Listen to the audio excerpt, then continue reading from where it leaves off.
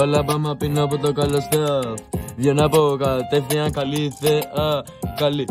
Καλή από Ισπανία. Έχω σκανάκι από Ολλανδία. Τρέχει ο σκατόμαυρος μέσα στα στενά. Θα κυνηγά να του ρίξω πάλι τζουριά.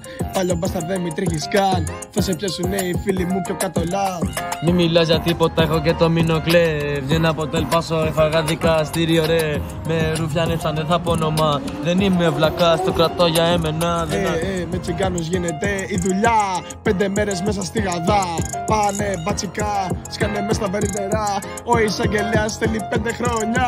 Ζητάει την πουτσα και μπαίνει πιο καλά. Χορεύω καλά, τη γάμα πιο καλά.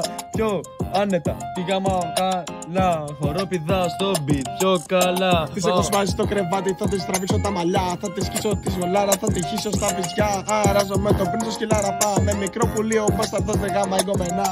Ενώ τη γάμα μέσα στο σπίτι της. Στο διπλάνο δωμάτιο ήταν οι γονείς της. Μου πρίζε το μπούτσο και τη γάμαγα. Της έκλεινα με το ρίχε το στόμα για να μην ασυσφόλακα. Τρώει πάλι τα αυγά, ο σκυλάρα πας.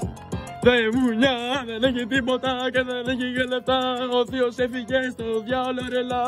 Αμερικάνος χωρίς τα χαρτιά για την Ελλάδα όλα. Πάλι μετανάστες από τα βουνά.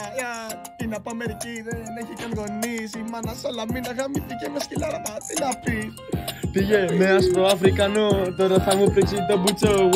Wow, what the fuck I'm doing.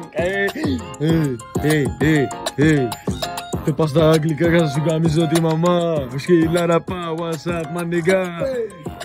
What's up my nigga. What's up my nigga. Είσαι και σκυλάρα πας και σκύταρας. Δεν έχεις καν πουλιά και νησιά.